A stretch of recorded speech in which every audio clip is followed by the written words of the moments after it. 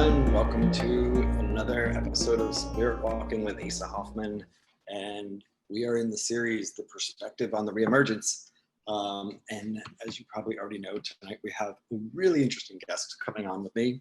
But before I get to her, I just wanted to also give a quick shout out to Georgie Greville, who came on last week. Georgie Greville from Milk Makeup, and Tessa Hirsch, who I think just the two of them gave so much from their heart and their soul, and it was just two really fabulous interviews. I decided to break them up into a part 1 and a part 2, and posted them to the podcast series. So if you haven't heard those yet, you should definitely check them out. Just go to any podcast platform, type in Asa Hoffman, and you'll see Spirit Walking with Asa Hoffman, and it's the last 2 that I posted. Anyway, tonight I have Amelia Ortiz, who I'll tell you, the first time that I ever met her, she had come to me for a session. Our friend, some of you guys might remember, Dr. Kamau Kokai, had sent her to me, and he told me, he said, you know, I have somebody I really want you to meet, and just send me a thank you text after you connect with her. And it's really funny. I sit in my office often before my clients come, and I connect with them and with their energy before they come, with any guides they might have. I try to open up and spend some time making that energetic connection before I actually see them, if possible.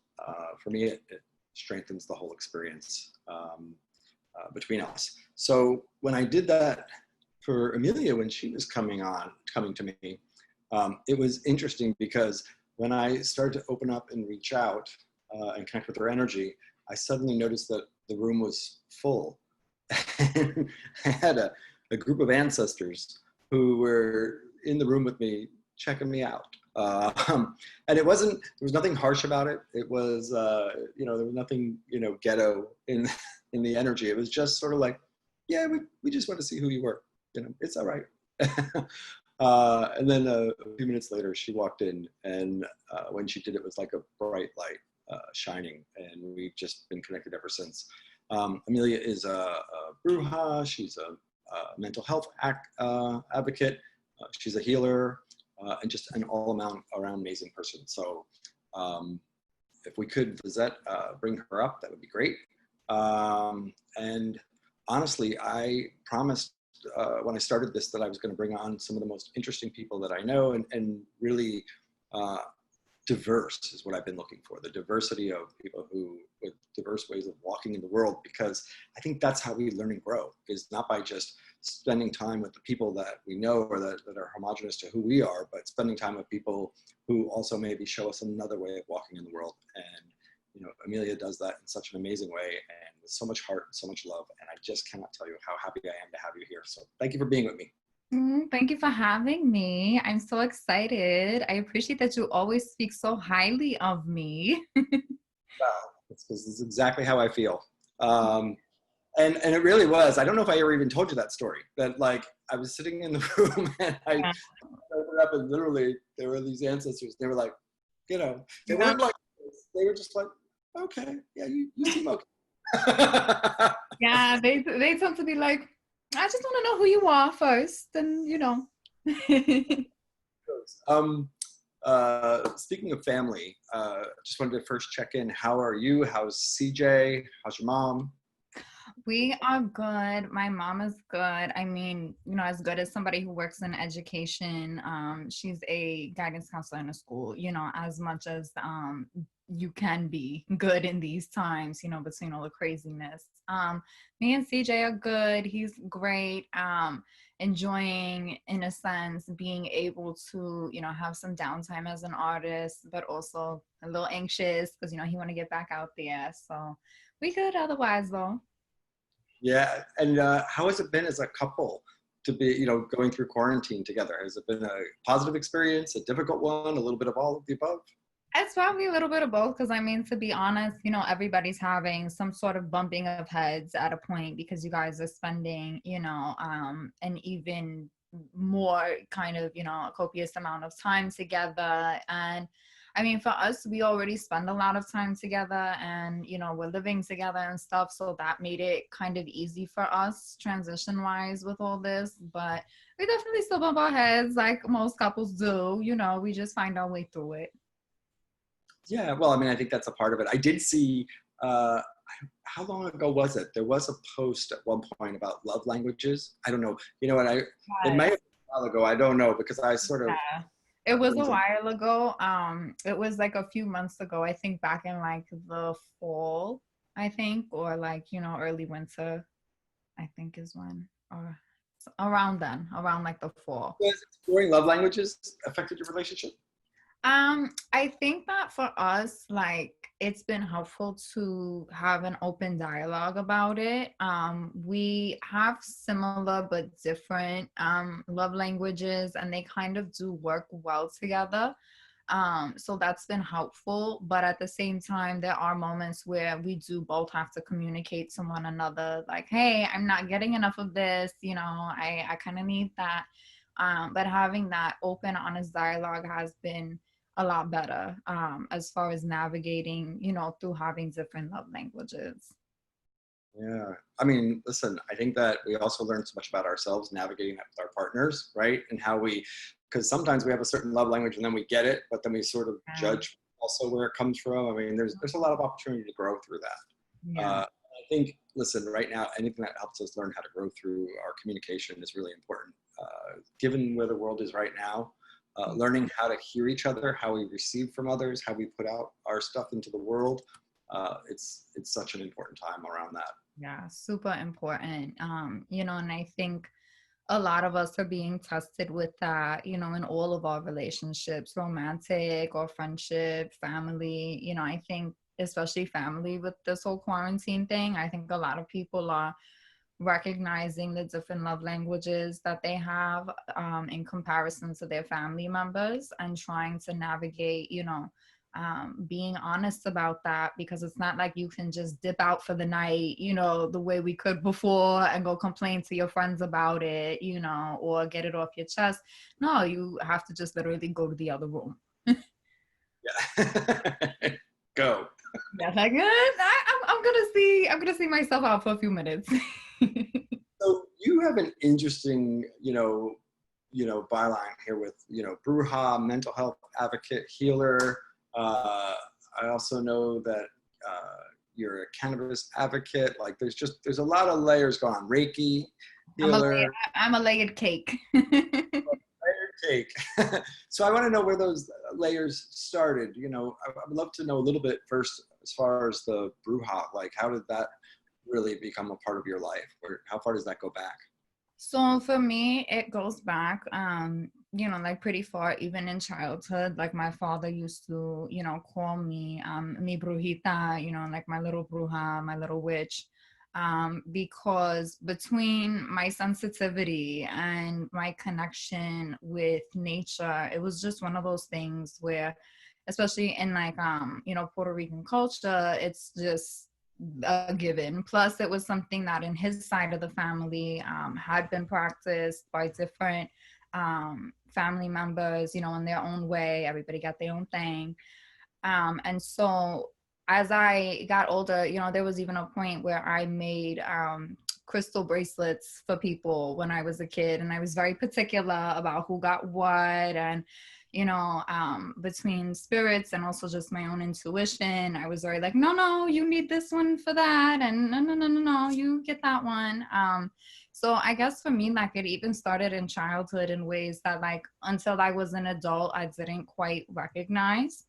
Um, and you know, being somebody who, as far as the way that I dreamt even as a kid, you know, I would end up waking up and going to my parents and telling them, you know, X, Y, and Z happened in my dream and I felt it and I knew what was going on. And, you know, it was one of those things like astral projection and lucid dreaming were kind of just how I dreamt. So it just showed itself in different ways. And then as an adult, I became more drawn to having a more like formal practice where I was a bit more honest with myself about it, because I had always been the friend that everybody would come to and ask, and this was something we had spoken about in, the first time that I met you. I'm who everybody came to ask, well, what do I do about this? And I just always knew somehow, which is why they'd ask me.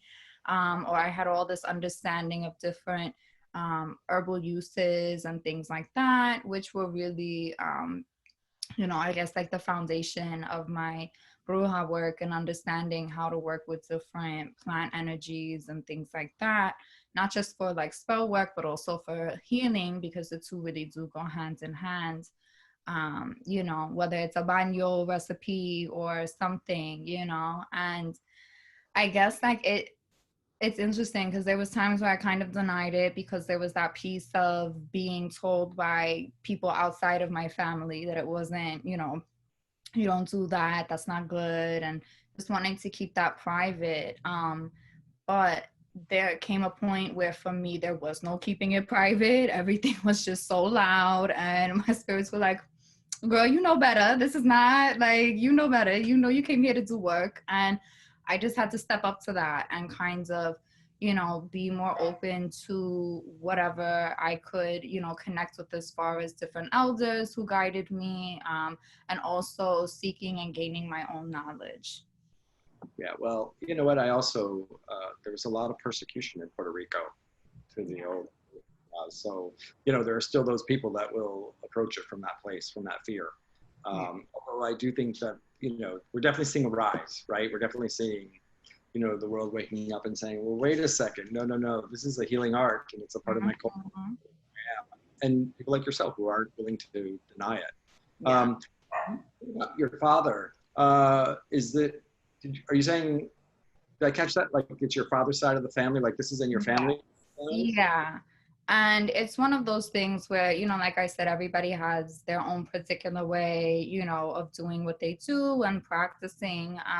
But I remember growing up and hearing my father speak so fondly of certain women, especially on his side of the family, who practiced, and, the things that they were capable of doing. And also even the way his own mother had helped to ensure that he was able to even make it as far as he did, just literally living, because he was born with a pre-existing heart condition.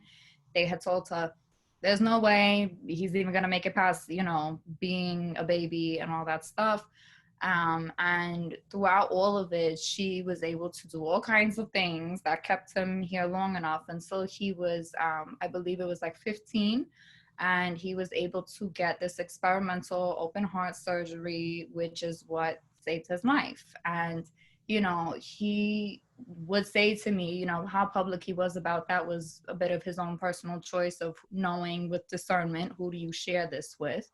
But growing up, I remember hearing all these stories about things that she would do, to keep him alive, from using cigars to get rid of his fever, all kinds, with other things included, to do that, all kinds of stuff. So it was one of those things where I had a conflict of, my family, in certain ways respected and, appreciated this art form in the many ways that it represents itself in our culture. But at the same time, there's so many people outside of that who did not celebrate and honor and see, just how healing that magic could be, right? Everybody just has this idea of, oh, this is, this is bad and this is going to be used for bad things. Even people that I, like even my mom can recall times where my abuelita did my father's mother did the cleansing with the egg, using like an egg for the cleansing. And that's how open, in a sense, it was in my family as far as the practices went, and it just being part of what we did. Like it was just a thing, and so it was just very interesting to see how there was such a vast difference in how other people viewed all of that, when for me I was like, oh, that's just what my grandmother did to take care of us and make sure everybody was good. And my father used to talk about this like it was so great. I don't know why everybody is so like, this is not good. And so that was a journey for me too, that understanding.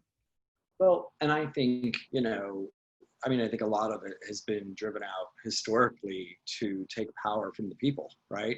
It's been a way to control people, manipulate them, and take power from them. And, there are those people who, feel like when they see people connecting with that energy and with that power and with their own gifts, they feel threatened. They feel like it threatens society. It threatens our, the stability of their ideology and what they believe the world is made up of. How to keep a safe, sane world. Yeah. So, yet on the other hand, what's interesting is I hear you talking about it, and it's like, and I know you, we know you well enough, and we've had enough interaction that, you're, amazing and healer and, magic woman, Instagram influencer. You're also everyday Brooklyn girl who's got a mom and hanging out and doing her thing. And it's not all fantastic, it's just life. And it's about understanding energy and nature and being connected to that and having that be normalized rather than having it have to be something that's so fantastic or otherworld. Yeah. There was a quote, I actually wrote it down. There's a quote from you. Magic in this day and age is not the unknown, but making the unknown a part of the everyday. Yes. I'm not sure if I said that right, but it's like magic is not the unknown, but it's the making the unknown a part of every day. And I love that because I think that that's about just waking up in general to who we really are. That's about waking up to the fact that we are energetic beings, that we are nature. We're not, it's not, we should be more connected to nature. We are nature. And to be more connected to ourselves, because being connected to nature is being connected to, another manifestation of the self. Yeah. So, and I think there's different, there's so many different ways to connect. There's so many different paths to connect, from, listen, really basic, just gardening and connecting with your garden and growing life and being connected that way to, following, traditions and different native traditions, to the Bruja. Like there's many ways. And I think it's about finding the path that resonates with you. Yeah. How much do you feel that the fact that this is a path that connects to your ancestors specifically, and that this connects into, this is a part of your bloodlines. How much is that really, do you feel like that impacts your relationship with the work? I think that's like an individual to individual basis. I am not one of those people who believes you have to be a hereditary, witch or bruja, or healer. I think that, and the reason why I say that is because there's been so much persecution and there's been so much where people sought safety by abandoning certain practices, right? Or shielding them under the guise of other practices, like patron saints, for example, right? Instead of, or praying to certain saints that are supposed to represent other deities and things and working with them in that way. There's so many different reasons why people may not necessarily have a bloodline connection that they're aware of. But I think that we all have it in us to be able to practice. It's more so about connecting with your energy and your different spirits and such. For me, I feel it is a huge, not advantage, but I feel that it's a huge part of my connection with the work, because for me, the other piece of this work is connecting with my ancestors so much and working with them literally on an everyday basis, even if it's just me going to my ancestral altar on a daily basis and connecting with them there, and just honoring them and uplifting them, and making offerings, and supporting them the way that they support me, whether it's with protection, guidance, all those kinds of things. And so I think if anything, that's where it becomes like a matter of importance for me, is because we do have this connection in that way. But I know a lot of people tend to do the whole, oh, I am a sixth generation witch. And I think that's wonderful. That's beautiful that your family has maintained that. But I don't think that, everybody has to have that bloodline connection the way that some of us do, to participate and engage in certain practices. Because you might be who has to wake up your family line to connecting with these practices, right? And, I think for me, again, like it's just, that ancestral connection is such a big part of my practice that's why it matters for me. But not so much about my validity, just more about how my practice is shaped. Yeah. And then was your grandmother a part of your sort of, did she like let you in on the secrets at all, so to speak? Yeah, she definitely, you know, and I know that it's very interesting when it comes to grandparents, what they share with you, because sometimes they'll word it in ways where you don't recognize what they're telling you at first. You know, and then you connect the dots after you're like, oh, that's what that was. You know, but I spent a lot of time with her when she was going through chemo at a point, and I would, you know, fly down with my father down to Miami to visit her and spend a lot of time with her. And there was a few times I went without him. And every time there was just so much that we ended up speaking about, and even stuff that my father was very big on letting everybody know. Me and her did not need to speak. We would have a conversation for hours and nobody would hear it. And it was something that remained true even as I got older. We had our way of communicating even without having to speak. And there was so much that she passed down to me, you know, even down to simple like remedies and things like that, and teaching me about, you know, understanding that we have a connection to, you know, our ancestors, a connection to spirit, a connection to, you know, nature, that goes beyond what we generally see in the everyday. And the other thing that she did was she made what we call collares, and a lot of people use that word interchangeably with edeques, which are a separate thing, but she would make us collares, which are protective necklaces. And she would, you know, again, the way I was with crystal bracelets, were very particular about who got what and why they got prayed over, you know, and all that stuff. And I remember that was one of my favorite things, was to just sit with her while she made them, and to just watch her do her whole process. And, you know, when she would place them on you, was one of the most, like, I don't want to say invigorating, but it was like one of the best experiences I've had in life, even though it was such a simple act, because you literally felt it. You felt all the energy that she put in, all the blessings, all the, you know, ashe that she put in. And it was just so profound. And things like that were also part of what taught me about everything, was understanding that, you know, it's you who put that, you know, who puts that work in. Your spirits work through you as you do that, but you are the vessel, you know, you are the instrument. You know, there's just a lot of different things, but that one in particular, I have to say, was one of my favorites, because it really stuck with me. And even things down to like with healing work, where there was a time I had a really bad period when I was down there, and she, you know, they tried all the things, all the nasty teas that I didn't want to drink, all the stuff. I drank it all like a good girl, but I did not want to. None of it worked. So I remember she took me into the room and she made me lie down. She put some stuff on my stomach and on my pelvic area.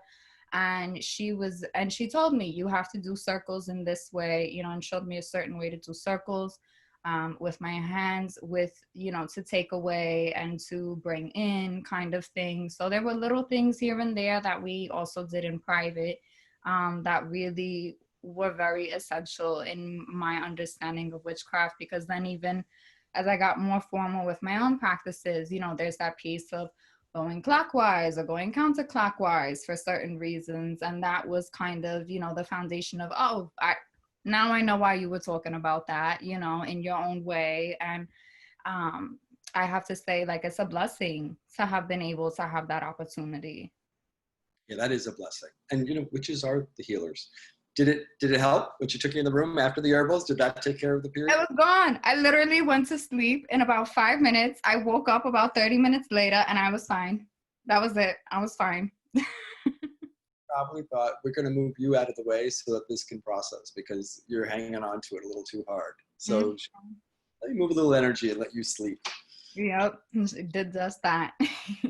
So how does, you know, Brooklyn Bruja go and become mental health advocate the way you are, because one of the things I noticed from day one, first time I ever pulled up one of your Instagram posts, it was the, you know, such an incredible advocate for mental health, but also I just love the information you give. I actually, recently you had a post, I saw, let's see, it was about the weighted blankets.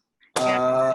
You know, and you were talking about the weighted blankets for people dealing with, you know, Black Lives Matters and the stress that's coming up and all of that. And that's the part, mental health advocate. And also specifically, it seems to me that you're speaking to, you know, to the entire minority community, people of Yeah. color, the Black community, across the board.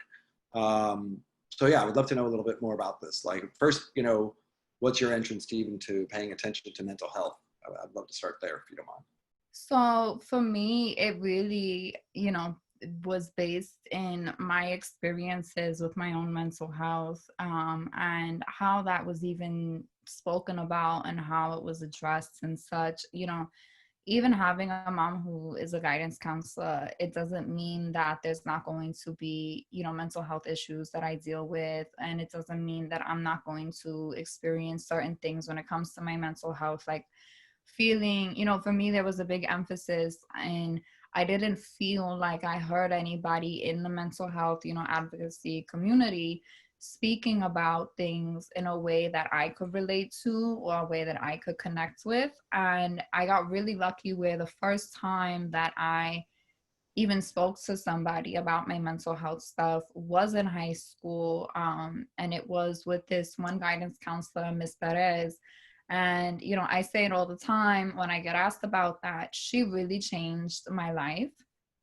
She made such a big difference in my life because she was this very cute, very teeny tiny, Latina woman who had so much heart. She was just such a strong-hearted woman. And she really called me on my shit when I needed it, but also was very supportive in a way where she said, listen, we're going to be honest and have an open, honest dialogue, but I'm going to support you through all of it. And that was something that I was not used to so much, especially because, especially in Puerto Rican families and culture, there's this aspect of we don't talk about that.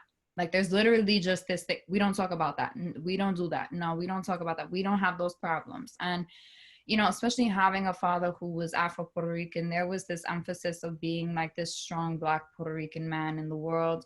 And we don't have those problems, or we don't talk about those problems. There's that issue of sometimes if you do speak about those things, especially in regards to other people in your family, like you can ask questions, right? And still people are going to say that you're being disrespectful, you're speaking out of turn, all kinds of things. And so I felt like we need to have more of an open, honest dialogue about this, the way Ms. Perez had with me. And so I wanted to facilitate that conversation, and start it because, I know I wasn't the only person who needed that. I knew I wasn't the only person who wanted to feel like I could talk about these things. But I also knew that if somebody else doesn't start and you don't see somebody else doing it, at times we can feel unsafe to do so. And so I often try to talk to, the of color community, especially because aside from relating to the reality of ain't nobody got time for that, which is something that comes up with all that, or being told that you're just lazy if you're depressed, or that you're ungrateful, all those kinds of things. When it comes to anxiety, it's this whole, like, I don't know why you're like that. Why can't you just go do X, Y, and Z? It can be very complicated. And even like with trauma within of color families, there's this piece of, oh, but that's still your parent, that's still your this, that's still your that, instead of acknowledging, like, while that person is that, they did, harm you and your mental health in a way. And just helping people to understand, like, that there's a human part to this experience, right? Everyone's so focused on being spiritual beings, having this human experience, that we often get hyper focused on, I'm just this spirit, in a physical vessel. But the reality is, like, we have to tend to the physical vessel, right? And we have to be honest about all of it, because mental health is physical health. It can literally affect your physical well-being. And if we don't acknowledge those things the way people do heart problems, right, or high blood pressure, you know, we're going to end up having even more pain and even more trauma that comes out as a result of just neglect when it comes to mental health. And you know, having this open, honest dialogue has been so helpful, even for me with my own mental health, because I've been able to be honest with myself about my depression, about my anxiety,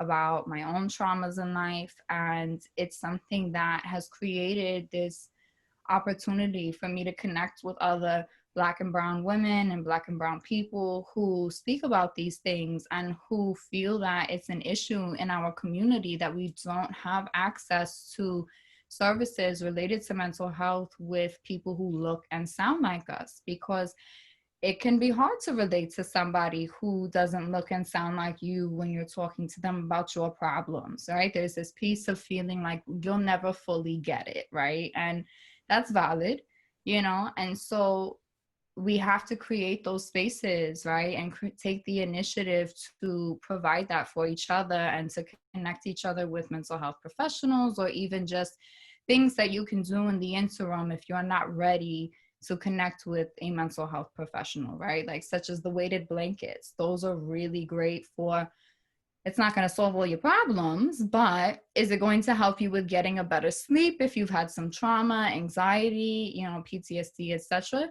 Yes, you know, which is a big part of everything. How much,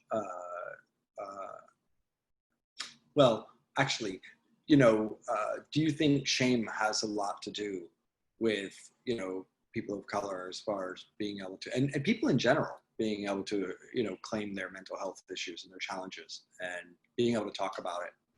I think that is a big issue, even in like rural white communities. You know, I think that's an issue too with the, you know, shame aspect. Even rich white people with the whole Yeah. shame aspect. You know, Don't you think part of it is actually the patriarchal society actually really shutting down the divine feminine and really pushing aside the feminine? That's really made it, you know, this patriarchal view of how we're all supposed to be. And it was also a way of, you know, if we men can, you know, model this sort of fake experience, we can also then further diminish the power of the feminine, you know. So I think that's also a part of it too. Don't yeah. you? No, it's true. And I think like it's such a disservice to all those men who are missing out on the opportunity to receive healing related to their mental health, because all that pretending like you're not affected by stuff doesn't help. You know, it ends up like there's so many people who have spoken about having male family members, right, who have addiction problems. And a lot of the time they'll say, you know, he wasn't the same after the war, or he wasn't the same after he lost his job, or, you know, X, Y, and Z. And it's like, you probably won't be the same after that, but it doesn't mean that you shouldn't be supported into finding a better quality of life in the process. But if you are shutting off access to those things, and it's understandable, but at the same time, you are doing yourself a disservice, and society as a whole is doing a disservice with the whole, you know, just shove your feelings under the rug, don't address it, just put a band-aid over it. That doesn't help. So what about the other side? How much do you think, so, you know, we're casting spells all the time, right? With our thoughts, with our words, with our actions and our interactions in the world. And because we've lost such you know, we watered it down next to nothing, the connection to our spiritual path and to our spiritual ancestors. You know, how much do you think that being cut off on that level has actually affected mental health? And how much is gaining, this is a really, you know, important question. How much do you think, or how important do you think it is for us to regain a connection to our energy, to nature, to our spiritual connection in order to heal mental health issues? I think it's very important. And I think what's important to remember about that is that spirituality and spiritual practices look different for everybody. You know, it doesn't mean that you have to follow one specific way to heal your mental health. But I am somebody who fully believes in, you know, holistic healing, where we look at the whole picture and we incorporate the whole picture, because that's really important with mental health, because mental health is not just going to affect one area of your life, it's going to affect all the areas of your life. And so, the same way with physical healing, that it's important to address it from all angles and from all factors, we need to do the same with mental health, because our spiritual practices can be really helpful for when we're having hard times with our mental health. I know for me, there's times where having a much better connection with my spirituality, and magical practices has made a big difference in my anxiety. I'm able to do things now that my social anxiety years ago would have completely inhibited me from doing. There's things where, when it comes to my depression, where I'm able to not be more optimistic, but find a way to ground myself in understanding that, okay, I'm feeling what I'm feeling for a certain reason, right? Or a couple reasons. And I have to take the time to honor that my body and my mind is telling me to take a moment to rest. And, that's that whole thing. A lot of people look at depression as need for deep rest, right? And so I'll take time to reflect and connect and rest and, ask my spirits what's going on, to check in with my higher self. And it's something that helps me to be able to, see a light at the end of the tunnel, and that I'm going to, and know, like, I'm going to eventually get there. It might not be today, might not be tomorrow, but I will in time. And it doesn't fix everything, but it is something that has been a huge support system. And I do think a lot of people deal with certain mental health aspects that are connected to their spirituality, and whether it's a lack of, or doing things that are not necessarily aligned with what they should be doing. Because we're all trying to find our way. It's like when you have a bad therapist, you know what I'm saying? Like, doesn't mean that you stop therapy altogether, but it means maybe you need to find somebody who does a different practice, or somebody who is better aligned with you. Same thing with your spiritual practices. As you grow, you need certain things. Well, and I think something you said there, which is about, it doesn't necessarily take it all away, but it can help. It's also realizing it's very empowering for you when you feel like, oh, I can actually notably see the volume just went down on my anxiety. I'm feeling better. Even if it doesn't go all the way away, it makes us feel less helpless. And I think that's really empowering and healing in and of itself. So since we're talking about this, listen, this is Perspectives on the Reemergence. I've really driven some or have some definitely driving questions around this that are more global, but I just think because of the nature of our conversation, I'd like to maybe talk a little bit about what are some of those things that you could suggest from your traditions that people might do to help them stay, a couple things. One, energetically clean. Let's talk about that. I think that's a really good one. Some energetic hygiene. Mm-hmm. I would love to talk about that. Let's start there. So for like energetic hygiene, I'm very big on a few things. One of them in particular is cord cutting. I'm a big advocate for cord cutting. I know that how you do that is different for a lot of people. Sometimes it's just a meditation that you do and a visualization. Other times you might use spell candles and also your meditation. And things like that. You can also use like 2 black candles and a piece of string or thread and as your cord, and you can either cut it as the candles burn, or you can tie it to the candles as they burn. Everybody has a bit of a different cord cutting ritual, but I'm big on at least doing a visualization of that, and a meditation of literally visualizing the chords. I know y'all hear Biggie in the background. He swears he's a guard dog. But you can literally visualize the chords, and ties that bind from you to whatever is not serving your highest good, whether it's systems of oppression, it could be people, it could be a memory, there's all kinds of things that we make chords with.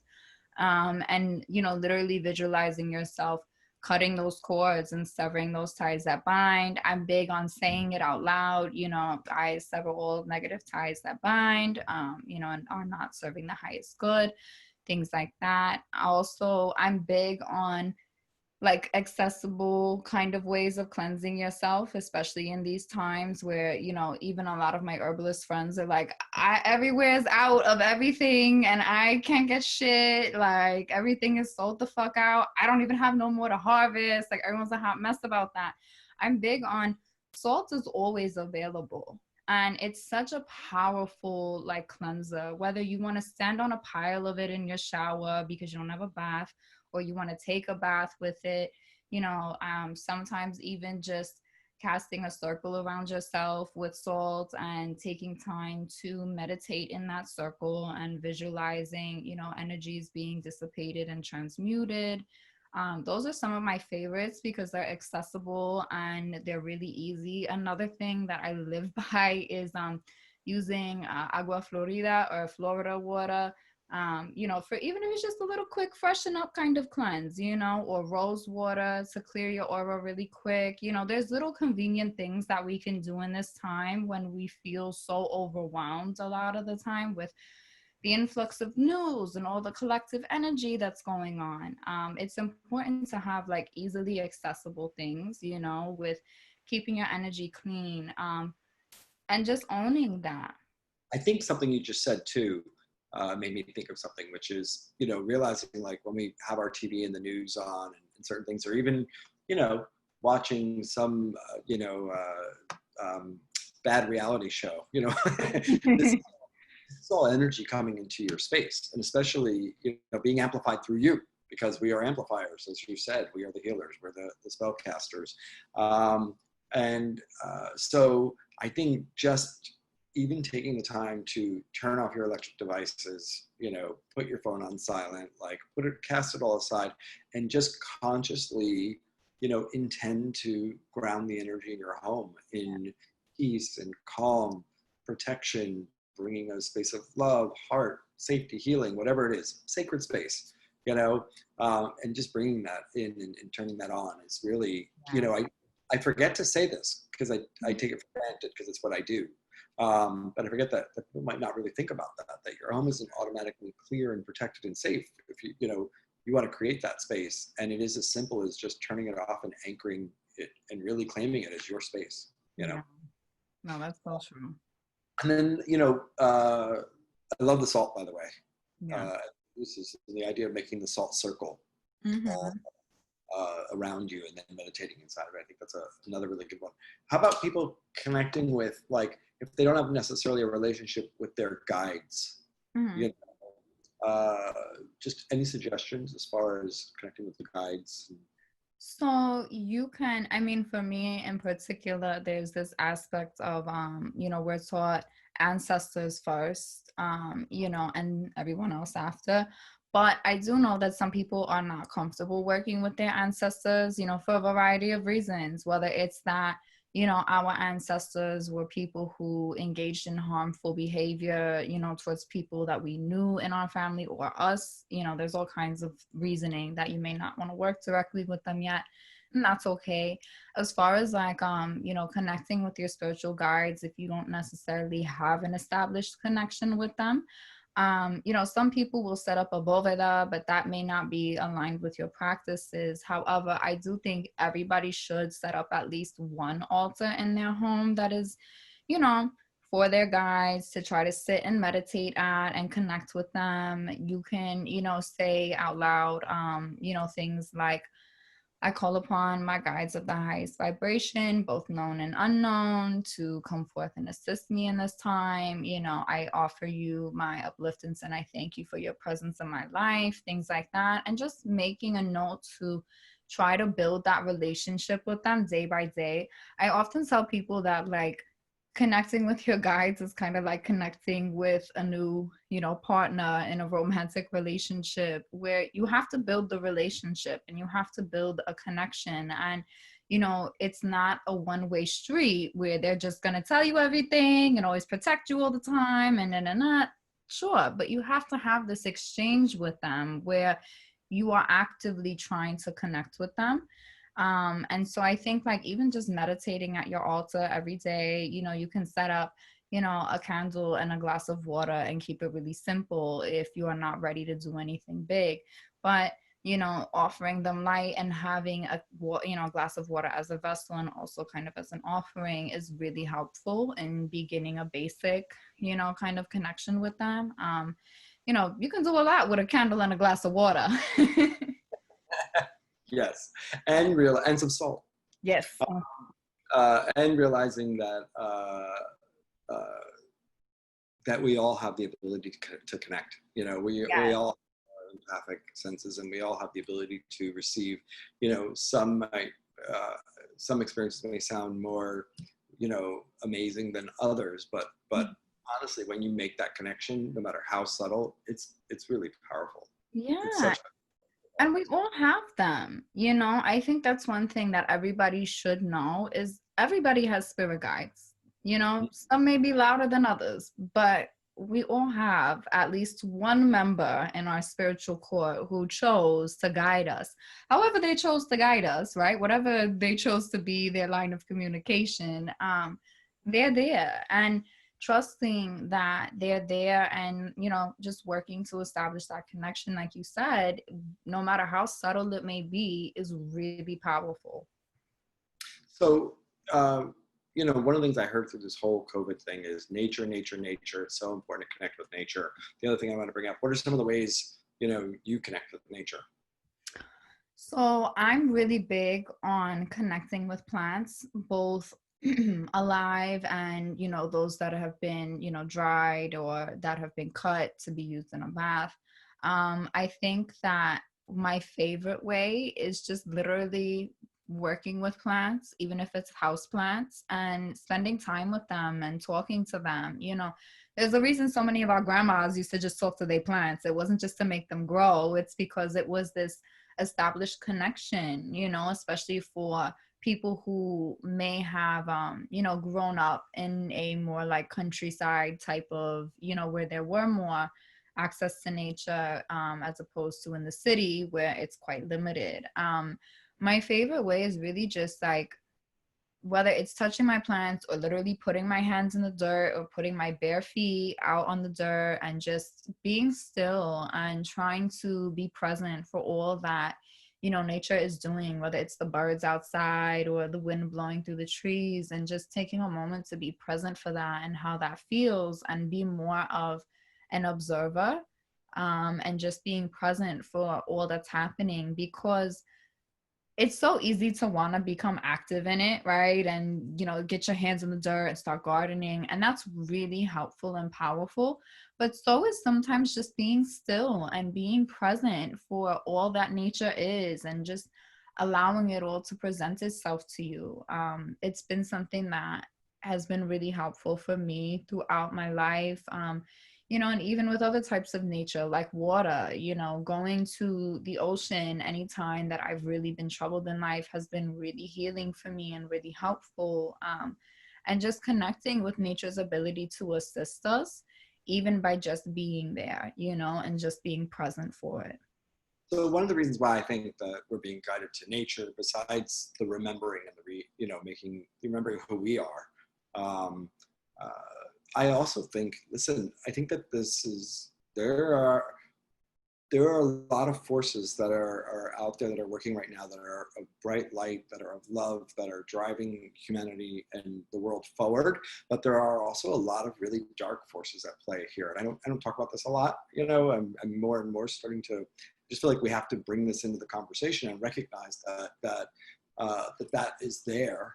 And not to be hypnotized by it, though, to not get so hypnotized by those dark forces that's where our identity becomes either fighting that or being afraid of that, but more of a knowing and an awareness. So I think that the connecting with nature and the plants and building that around you is also about connecting with our allies and strengthening our life force through connecting with the life force of others, and not just humanity, but across all breeds of life, all the kingdoms.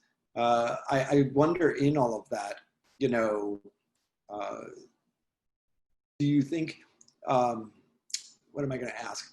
Besides that having its own protective quality, do you think that there's more energy being drained from us protecting ourselves right now? I mean, do you think even people who are unaware are like, I just see more and more people either tired or feeling drained, or the anxiety and the overwhelm. And I'm wondering how much that is because our energy is really stealing us up on a daily basis so that we can move through this, peanut butter thickness of energy that's pervasive across the globe right now. I definitely think it's a combination of things. I think between how much energy and information we're taking in, how many people have access to our lives now and our energy by way of social media and things like that. Somebody's always watching you, kind of thing. And then we're also trying to move through this influx of information and just heavy energy of things, so many varying things from COVID and police brutality and anti-Blackness and racism. There's just so much that we're all trying to move through and find a way to protect ourselves and protecting other people. And I think that's something that's really eating away at everybody, is all of our collective efforts to continuously do this, because I think that's the other difference between now and certain movements of the past. And I know that it may seem as if that's not true, because a lot of movements literally lasted months, right? And all that kind of stuff. The difference is, while in this day and age, it seems like things kind of happen in a microwave. They seem to happen a lot faster, make progress in certain ways. There's this piece of, we're still falling into the capitalistic issue of constantly producing something, constantly. And I think that's also draining our energy, this need to constantly not perform, but to constantly provide information or constantly show up, right? And not honor that. Part of honoring the growth between those who came before us in certain movements and now is honoring that they didn't have the option for self-care, right? And we do have that option now. And each time we practice that and practice rest, so that then we can show up as our best selves in these movements and in these efforts to take care of ourselves and others, we are able to show up as our best self if we take time for acts of self-preservation. And we're honoring them by taking the time to do that, because they didn't have the opportunity to, right? And it doesn't mean completely check out from everything, but it also means take a moment, and take your moment so that you can show up as your best self. But I think that it's a combination of, we're constantly trying to protect our energy, but we're also trying to constantly be aware. We're also constantly trying to do something. And, we're also stressed about, money. And I think there's just so many factors at play right now that it's hard for people to not be completely exhausted, energetically, emotionally. It's such a heavy time. And I think that's why we're being reminded to be still for certain moments, and just be present. So I want to open up to some questions in a second here, but before I do, I just want to say, one of the things I like to talk about, and you talk about self-care and taking time for yourself and for recharging, and the greatest protection, the greatest spiritual protection, the greatest protection as an empath, the greatest psychic protection is your own energy, is a strong connection to yourself, anchored in alignment with nature and in having the vitality that you need, not only in your body, but emanating from you and expanding that out from you. That is so important. And yes, and I think everything you just said, letting ourselves get depleted, just doing, we're draining our energy, not just our physical energy, but we're actually depleting our psychic resources as well. And at the same time, we're also staying so noisy. I love this. There's a lot of research right now talking about the importance of boredom in brain development and the importance of boredom in relationship to creativity, and how we're sort of filling all of those spaces so our kids don't have boredom. And it's impacting the creative development of their brains. And it's like, I'm going to say absolutely. And that creativity and that development that happens in boredom is also wholly connected to our psychic, spiritual development and entrance into the physical form. So yeah, absolutely. I love everything you said. Lizette, I would love to do a question here. So when you get a sec, if you could bring Mike up on, I know that he Yeah. has Yeah. All right, Mike, bringing you up. Hi, Amelia. My name is Mike. I'm a very big fan. I follow on Insta. I already know who you are. Oh my God.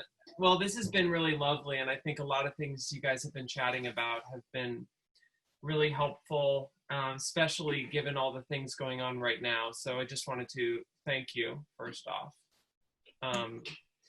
Secondly, I have a problem. So I have this house plant that I've had for a while. I got it when my boyfriend and I first moved in together, and we had it like in the window, and then we moved apartments, and basically it's kind of struggled a bit throughout the time we've had it, and we've had it for I think 4 years now. Mm-hmm. And I've tried a bunch of things. I went to a nursery, and they told me to get I got a certain type of soil. I repotted it in a bigger plant, and I had it up against the window. There are some technical things that definitely aren't ideal for it, which is why it might not be doing well. But I've always felt like I had a connection to this one plant, and I like nursed it back to health twice now, and it's not doing well again. And I had to cut one of the like stalks off. It's more of like a rainforesty type plant.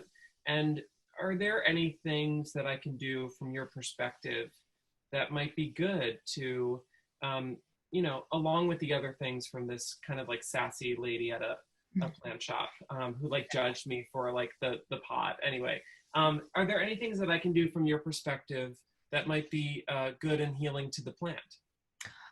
Well, there's a lot of different things that you can do. If you could, I don't know if you know what type of plant you have. I did look it up, but I'm gonna screw up the name if I do it now. I can look it up and maybe follow up with that. Well, usually what I suggest is, you know, especially if it's like a rainforesty type of plant, if you have a humidifier, using that around it would be really helpful because they love the moisture and they will absorb it through their leaves. Also, you can put green, if you have any green crystals, you could put those in the soil. That also really helps with them. And it also kind of connects them back with, you know, the outside world in a sense. But also talking to it every day, especially if you feel that you have this really strong connection with it, and asking it, where would it like to be? You know, you can ask it, you know, do you want to be in this window, or do you not even like this window? Should I put you over here instead? I've had a couple that, you know, with connecting with them, you know, there's times where then like, you know, they let me know. And even if it's just an intuitive feeling of like, okay, no, you really don't like being over there, right? Even if they're a plant that supposedly likes to be in a window, there's some that I've had where they're like, it's like, no, they want to be in a corner by themselves, and I have to disrespect that. You know, and understanding that our plants, our house plants can also take, you know, kind of energetic hits for us and stuff. So there's times where, you know, doesn't mean somebody's sending you, you know, Ojo or the evil eye, but sometimes they just take in all the energy that's being directed at us, both good and bad, and it can be kind of overloading for them, you know, like while it might be helpful for them, it might also be something that kind of fucks with them. If you want to send me a picture of it on Insta, I could definitely help you a bit more with like, you know, specialized for that kind of plant advice. But definitely talking to them, you know, they're kind of like our guides. We have to keep our relationships strong with them. Well, that would be. I'll add to Mike. Yeah. Is actually opening your heart, and from your heart, just sending white light around the plant, and then connecting it back to your heart, and then talking to them. So opening your heart to the plant and connecting with white light to the plant will help open up the psychic connection. Yeah, That's great advice. I mean, Asa always has literally the best advice. I'm obsessed. But that is so helpful, and I will try that. It's funny when you said, is there another place? I instantly was like, I know where she wants to be, and I just denied it because I'm like, oh, she needs all this light, but I know she kind of wants like a darker corner, and I've always thought that, but I just have like denied it because I'm just like, I think plants like light. Oh man. No, not all of them. So you gotta honor that intuitive cue to go and put baby in the corner. This might be one baby that likes to be put in the corner. Yes, that's so great. Well, thank you so much. I might follow up with a picture, and you know, you don't have to, I know everyone's so busy, you don't have to take the time to respond, but if you do, that would be great either way. But thank you so much. I got you. Awesome. Thank you, Mike. I've got a couple other questions here. I'm going to read off to you, Amelia. So one was, well, you know, here's an easy one. So your family and ancestors, have they, the work they practice, is it Native or African in origin or both? Actually, it's both. Because my father's side, you know, especially with Afro-Puerto Ricans, there's this aspect of the Taino culture, which is indigenous and native. And there's also the, you know, kind of Yoruban influence depending on your practice, but there is a lot of heavy African influence in these practices that I not only grew up in, but also have been, you know, more called to connect with going forward. That's great. Thanks for that. And let's see, the other one was, so somebody wrote, and I'll put it out to you here, that the last week and a half they've been extremely tired, they can sleep for many more hours than normal. The cause feels outside of what's affecting them physically, mentally, emotionally. Been using regular tools and have added more quiet time and nature connection, but feels like it's just keeping their head above water. Any suggestions or any thoughts about that? I would definitely try doing something that, you know, I know everybody has different practices, and I, you know, try to honor that. But I'm definitely big on like spiritual baths and things like that, whether it's working with the energy of certain plants or, like I said, using salt. Pink salt is really great for that, especially. It's got this nice, you know, warm vibration, but is also very cleansing and powerful. You know, connecting with that could be helpful. You know, even doing some cord cutting could be really helpful if you're feeling really weighed down and like you're just keeping your head above water and that it's something outside of you. Because, you know, energetic cords that we make, they can really drag us down, like literally weigh you down like some chains and also drain you. And as far as like other things, I think it's important to try to get some bit of movement going. That doesn't have to be about, you know, going out in nature. It can literally be you dancing in a room for 5 minutes and getting some, you know, of that good energy flowing and feeling the vibrations of some of your favorite music. You know, those can be really powerful when it feels like everything else you're doing is just too much, you know, or not making much of a difference. And sometimes just also honoring that maybe you have to just take a moment to rest and take a moment to be present for, okay, this is probably a call for me to be a little bit more diligent with my energy on a regular basis, right? And taking this time to recharge and kind of, you know, reassess what you do for protection and energetic practices, such as maybe when you end your workday, you know, or you end, you know, coming home from or ending a conversation with a friend, right, who might be a little too draining, but you love them, you know, making sure that you're diligent about cleansing your energy or cutting some cords, you know, and checking that shit at the door kind of thing can be really helpful. But it's, you know, kind of hard with the times.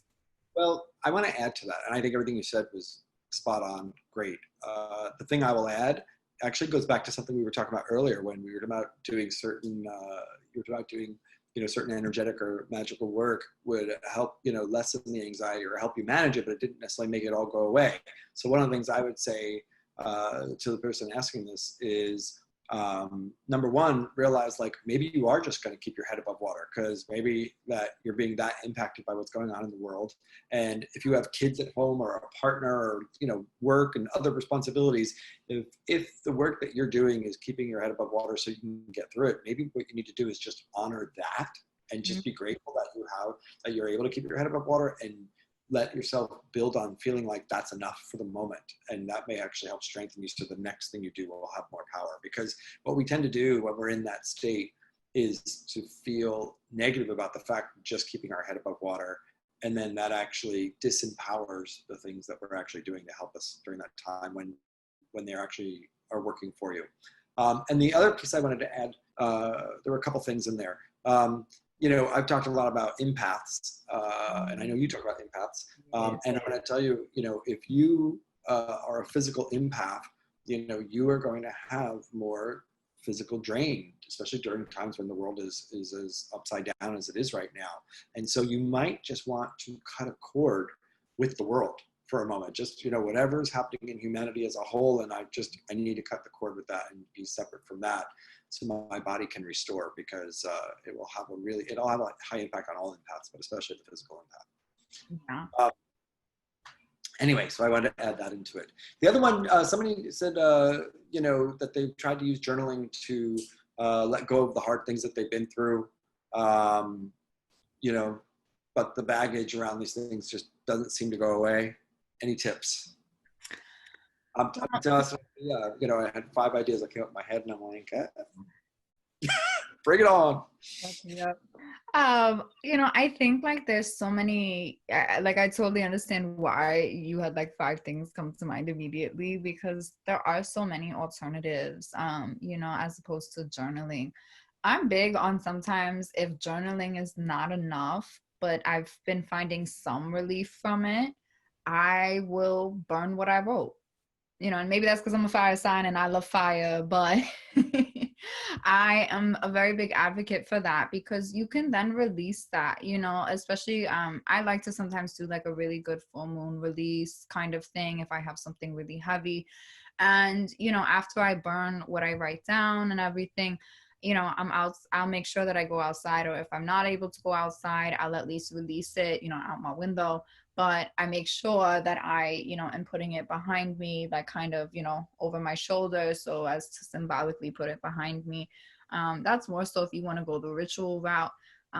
You know, there's other things that you can do, such as like regression work, where you know, then go back and address and heal in that situation that generally requires somebody to assist you. But also honoring, I think that some of these things are not going to go away because we journaled it out, or we went to therapy, or we did all the things, you know, and understanding that they serve a purpose in a certain regard. And it doesn't mean that their purpose is to make your life miserable, but it can sometimes be a purpose in a sense of, now that this has happened, it is now letting you know that you have to honor that you have had some traumatic experiences with people or situations, and honoring that you've had trauma, and being able to actually honor trauma, because that's something that a lot of us have not actually been taught how to do. You know, there's this aspect of like, we just need to move on, right? Instead of finding a way to incorporate it into our life where we honor that that happened to us. And it's that piece of, you know, this happened, but I'm, you know, understanding that my trauma does not define who I am, or what my life is going to be, or who will enter my life. You know, those are some really great things to do, you know, and work on, especially when you're dealing with experiences that you just can't seem to shake. You know, and if you do have a connection with your guides, I'm really big on connecting with them and asking them for assistance in those kinds of situations. Like, you know, because I find that they can be very helpful in giving us a heads up, like, you know what, hey, well, why don't you do, you know, they don't say why don't you, but they'll tell you you should do something instead, kind of thing usually. Or they'll lead you to something that is helpful for you. You know, for me, there's been all kinds of things that they've led me to do that then, you know, at first I was kind of like, I don't know if that's going to help me. And then I did it. And after I was like, okay, all right. I see why y'all said to do that now. This makes sense. And it's something that ends up becoming like a personal thing for me that was essential in my own journey. And I think that's the thing with those experiences is Connecting with your heart space and understanding, what is this telling me that I need more of in my life? Do I need more support around this? Is that part of why I can't move on? Because, I have created closure for myself in a sense, but I haven't received any outside support or affirmation. And I know it's not good to be dependent on others, but I think we have to acknowledge that it's part of the human experience, is this human connection to one another. And we can't just shut that off. We do need that support too. I know you have a bunch of ideas, so I would love to hear yours too. First of all, I love the burning.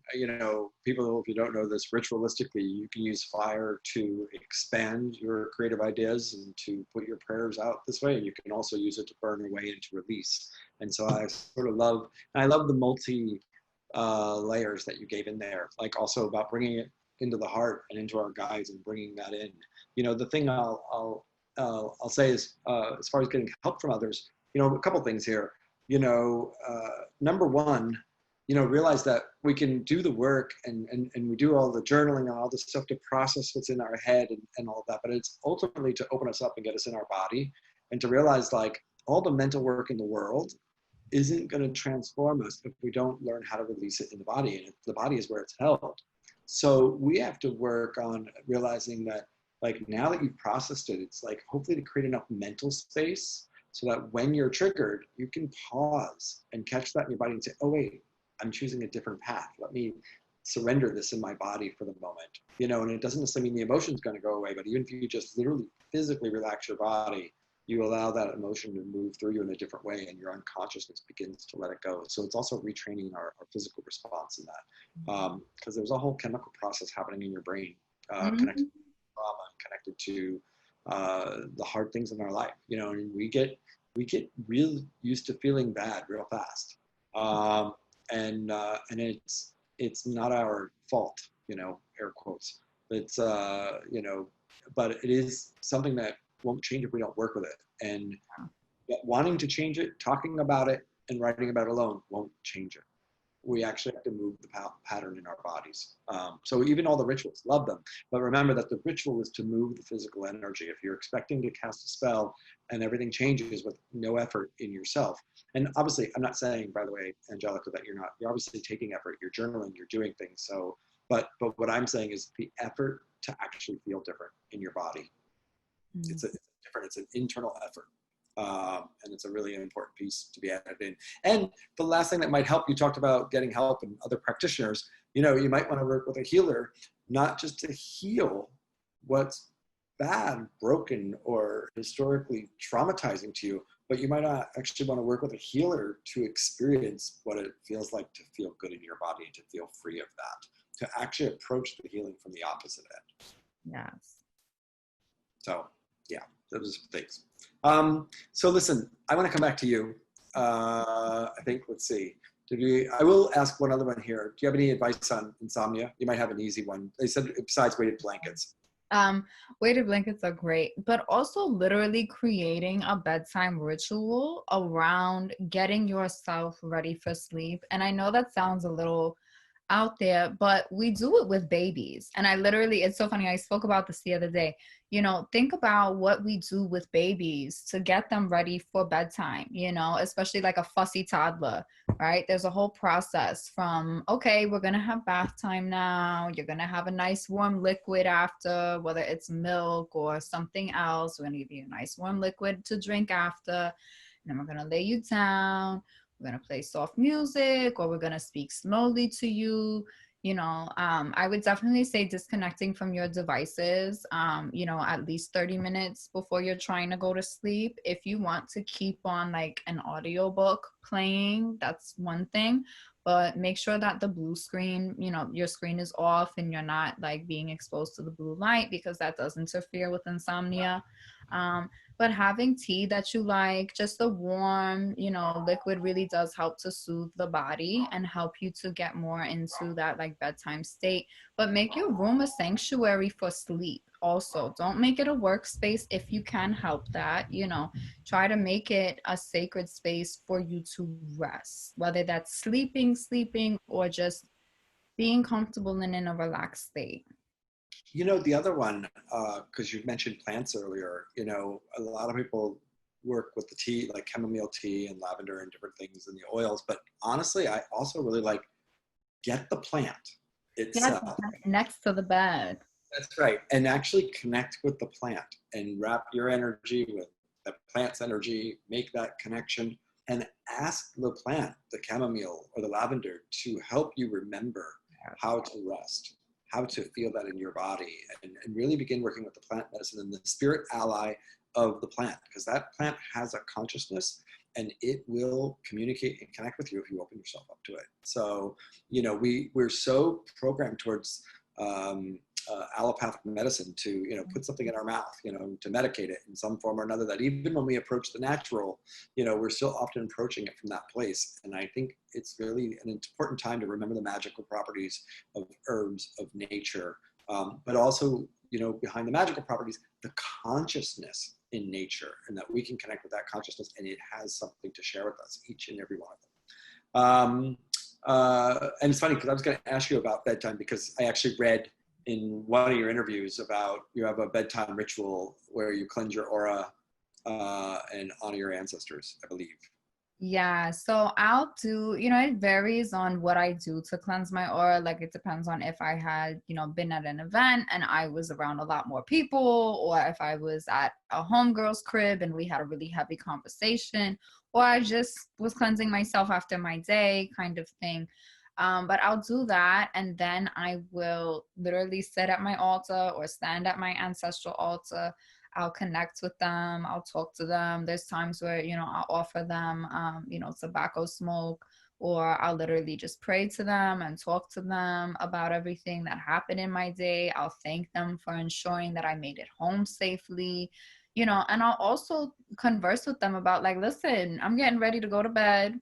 Please ensure that whatever I do in the dream world and in the astral, that, like, I'm good, I'm protected, that I am in as much control as possible over my actions, in the dream world and stuff, so that if I do have to fight somebody, I don't feel like I'm swinging through water. I know everybody's had that feeling. We feel like you're moving in slow-mo and you're just like, but why? Like, that's not fun. But I'll make sure that I connect with them, and I just take my time to really, like, honor that we have this connection that is ongoing, and that I'm about to enter a space where I'm going to be on the same plane as them, so to speak, when we do go to sleep and end up in the astral and stuff. There's this piece where we are able to have, like, a different connection, right? People have dreams with their ancestors all the time, or dreams where, your grandmother comes to you, right? Or somebody comes to you, and, I'll just make sure that I'm connecting with them before I go to that space. And it's really very soothing for me, and even if I don't, there's times where I tell them, like, listen, I don't need no messages right now. If you have something to say, I'm not going to tell you to be quiet. Like, but, I just wanted to let you know that I love y'all, that if there's ones who I knew in this life that I'm, making special note of, like, I'll let them know, like, I really miss you. I wish that I could hug you. If you want to come and hug me in my dream tonight, that's cool. But I'll set that tone and have that connection with them. Because it really does help me to, there's that piece of, like, a baby, I would have said goodnight to my parents, right? Or I would have said goodnight to so-and-so. And I take that time to say goodnight, so to speak, and have my, moment with them. And I have to say, it really does help with at least soothing me, if I've had a really rough day, especially, and soothing me enough where I'm able to then actually focus on the next task at hand, which is that I'm going to rest. Awesome. Rico, is it Rico? Who's your bird? Yes, Rico, yes. Oh, he's a conjure, right? Yeah, he's a green sheet conjure. Kanya, that's it. It's I used to manage a bird department of a pet store many years ago, and I used to feed the babies and tame them, tricks and all kinds of stuff. Best. I feel like that's, like, the best part, when you get to just deal with the babies, especially. Oh my God, they're so cute. So cute, but I love that he picks cards for you. Yes. I did not teach him. I wish I could say that I taught him so I could tell people how to do it and make a whole video and make money off that shit. Because there's all those bird training videos, but he just does it. I literally was pulling cards for myself one day and he started pulling ones and it's funny. He is often very particular. There's times where he'll pull from the bottom, and I'm just like, okay, that's where you want it from. That's fine. I don't know if you noticed, right before George Floyd and Black Lives Matters, he pulled the death rebirth card. I know.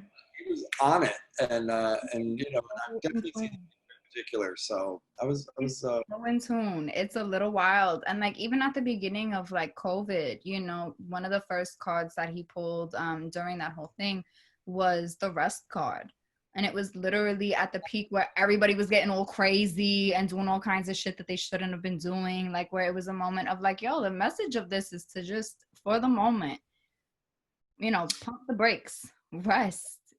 I have to tell you, since, so I love Rico. I love him pulling the card. I think it's great. It's also an awesome reminder of our, your psychic connection and his psychic connection working together. I think that's so cool. Well, I thank you so much for being here tonight. It was great to have you on. Thank you for having me. Have a great night, Emilia. You Bye, too. everyone. Bye.